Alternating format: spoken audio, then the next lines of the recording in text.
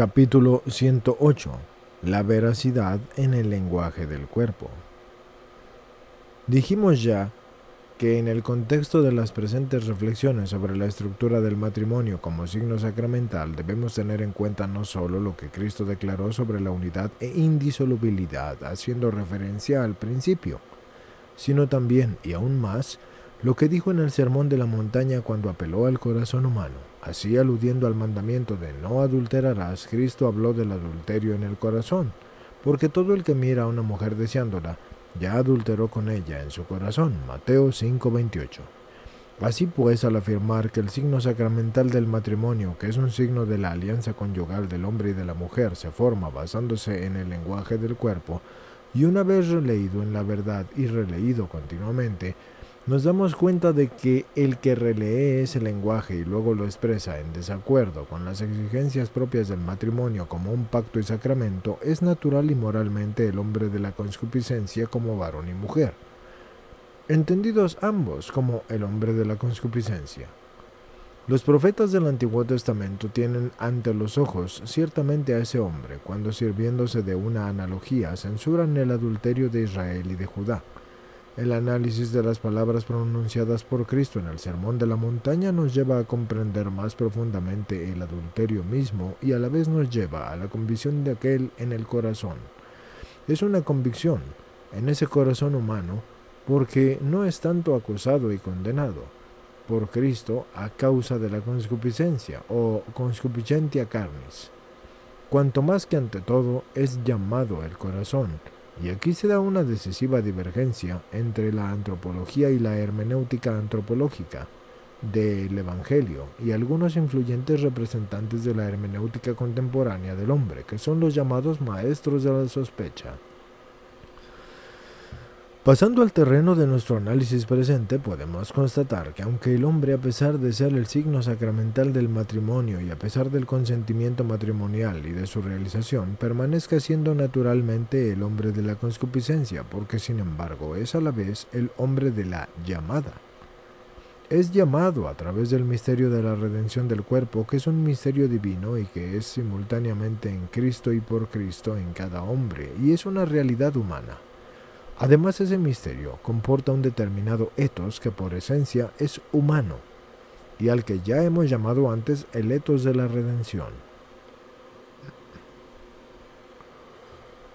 A la luz de las palabras que fueron pronunciadas por Cristo en el Sermón de la Montaña y a la luz de todo el Evangelio y de la Nueva Alianza, la triple concupiscencia, y en particular la concupiscencia de la carne, no destruye la capacidad de releer en la verdad el lenguaje del cuerpo,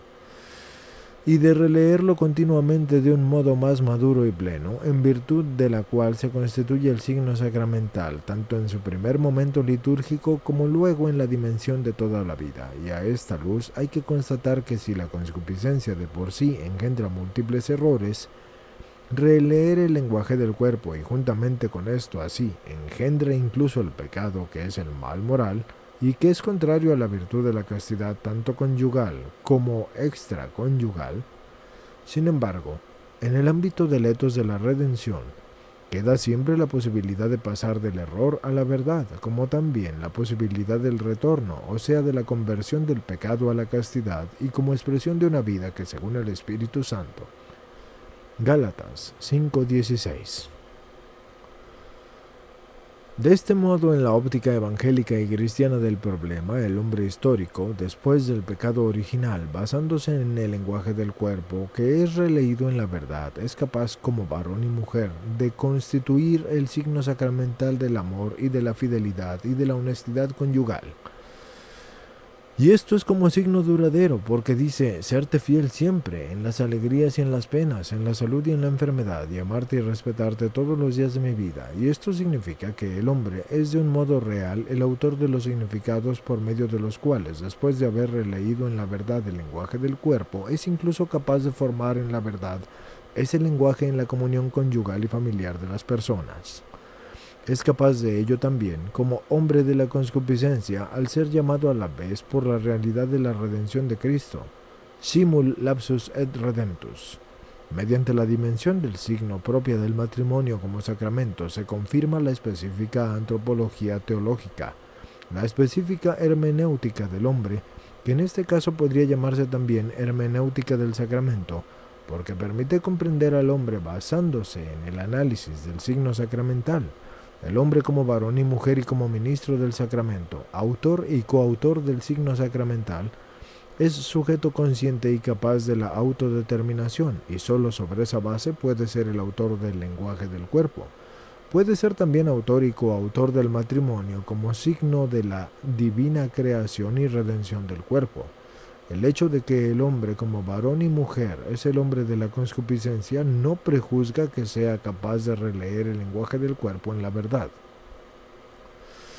Es él, el hombre de la concupiscencia, pero al mismo tiempo es capaz de discernir la verdad de la falsedad en el lenguaje del cuerpo y puede ser el autor de los significados verdaderos o falsos de ese lenguaje del cuerpo.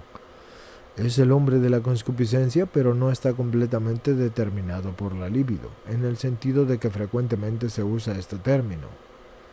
Esa determinación significaría que el conjunto de los comportamientos del hombre, incluso también por ejemplo la opción por la continencia a causa de motivos religiosos, solo se explicaría a través de las específicas transformaciones de esa libido. Y en tal caso, dentro del ámbito del lenguaje del cuerpo, el hombre estaría condenado en cierto sentido a falsificaciones esenciales, porque sería solamente el que expresa una específica determinación de parte de la libido, pero no expresaría la verdad o la falsedad del amor nupcial y de la comunión de las personas, aun cuando pensara manifestarla. En consecuencia, estaría condenado pues a sospechar de sí mismo y de los otros respecto a la verdad del lenguaje del cuerpo. A causa de la concupiscencia de la carne podría solamente ser acusado, pero no podría ser verdaderamente llamado. La hermenéutica del sacramento nos permite sacar la conclusión de que el hombre es siempre esencialmente llamado y no solo acusado, y esto precisamente en cuanto a que es el hombre de la concupiscencia.